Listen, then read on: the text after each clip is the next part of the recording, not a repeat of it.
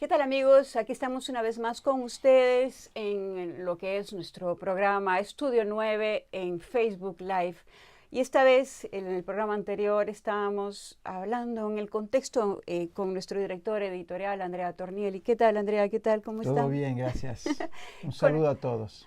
con Andrea, con nuestro director, estábamos justamente hablando en el contexto en el cual estaría por publicarse la encíclica social del Papa Francisco, Fratelli Tutti, hermanos todos, pero Fratelli Tutti. Es este el título universal que el Papa ha querido darle, porque Fratelli Tutti nos habla de San Francisco de Asís, que ha considerado a todos sus hermanos, incluso a la muerte, la hermana muerte.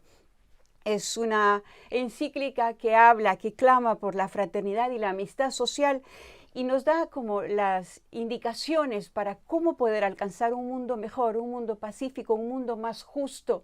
Una vez más en esta encíclica, un pontífice clama por un no a la guerra, por un no a la globalización de la indiferencia. Y bueno, con Andrea vamos más o menos a centrarnos en los temas fundamentales de esta encíclica. Andrea, sobre todo, el Papa nos pide continuamente, además en su ministerio, Petrino nos habla de un no al mundo cerrado, un no a la cultura de los muros.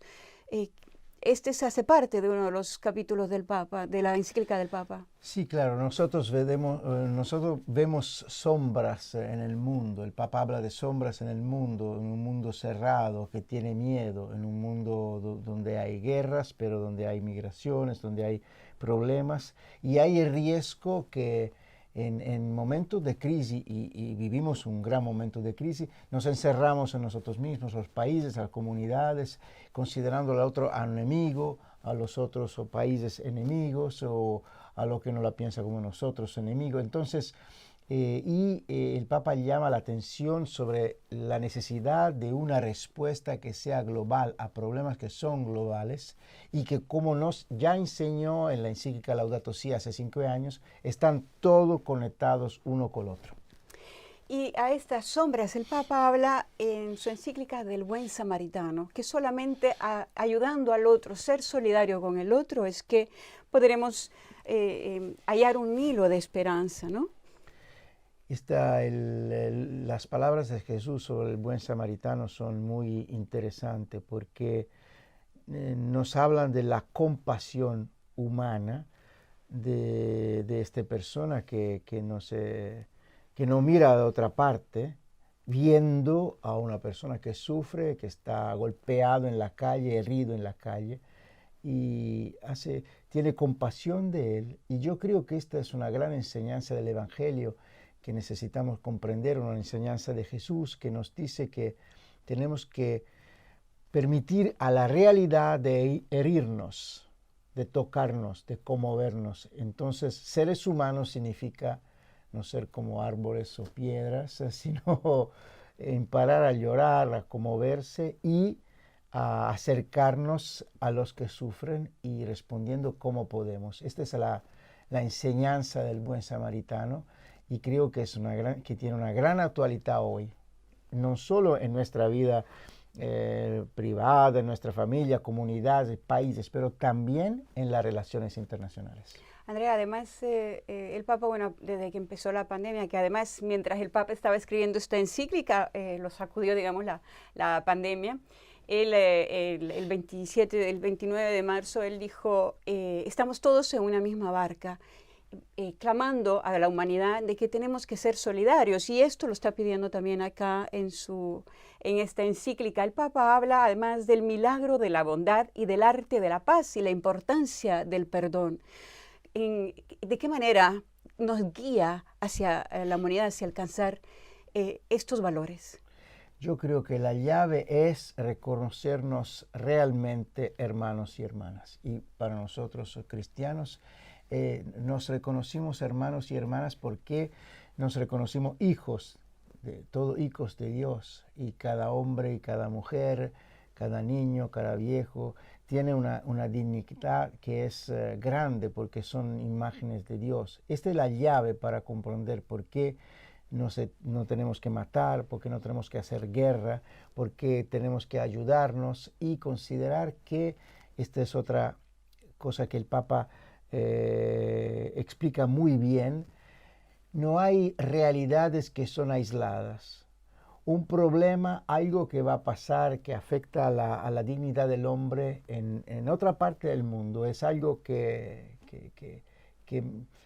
pertenece a mí mismo y que puede tener consecuencia también en nuestra vida. Y en este sentido, contra de la globalización de la indiferencia, tenemos que globalizar la solidaridad y realmente considerarnos hermanos y hermanas. Y esto obviamente no solamente en el ámbito de la pobreza, del hambre, de los conflictos, incluso cuando se abusa de la naturaleza, esas pruebas nucleares que se hacen en islas paradisíacas, no sé, con una ignorancia querida, pensando que están muy lejos y no queriendo entender que tarde o temprano venía a afectar el cambio climático. Y sobre todo, el Papa ha dicho, nunca más a la guerra porque es un fracaso a la humanidad, Andrea. Y habló además, porque una grave consecuencia de estos conflictos es la migración, y dio dos claves fundamentales sobre este tema el pontífice en su encíclica, no solamente para las personas que están huyendo, sino también para los países que las están acogiendo. ¿Nos puedes hablar? Sí, claro, el no a la guerra que el Papa dice está conectado con las consecuencias de la guerra. El Papa explicó que nunca más ha pasado que una guerra mejoró el mundo. Claro. Siempre la situación al final de la guerra es peor. Pensamos a las consecuencias en la gente, en los inocentes, en las familias. Y el Papa insiste en las migraciones porque las migraciones tienen razones que no son, que son económicas, que son consecuencia de la guerra, que son consecuencia del cambio climático. En este sentido, la acogida, el intento de integrar y también el compromiso de ayudar a la gente y a los países en cada país, porque el Papa dice que a los pobres necesitamos de ayudarlos no simplemente con el dinero, pero creando el trabajo, porque el trabajo es la dignidad de la persona. Entonces tenemos que ayudar a crear sociedades donde el hombre sea el centro y no el dinero, porque esto es nuestro sistema económico financiero es un sistema que tiene un pecado, un gran pecado, y que tenemos que cambiar desde abajo. Y al respecto, el Papa mencionó que la ética en las relaciones internacionales, hablando justamente sobre, además sobre la mejor política, ¿qué se entiende esto como la mejor política, la buena política o una ética de las buenas relaciones internacionales? Me llamó la atención el hecho de que el Papa dedica un capítulo a la buena política. Esto porque hay falta de buena política. Hoy la política es algo que se vive pensando a las elecciones de unos meses o de un año, o se vive en un conflicto con las otras partes, todo virtual en las redes sociales. Y el Papa llama a la forma más grande de caridad, que es la política, pero una política que sepa considerar el bien, la importancia del bien común, y una mirada y proyectos que piensen al bien de las generaciones futuras y no simplemente al voto, a las elecciones. Entonces es una gran llamada, y yo creo que es uno de los capítulos más importantes de la encíclica, porque llama a todos a un compromiso en lo social y en el político. Y al final es una vocación a que la política pueda retomar su tarea de guía y no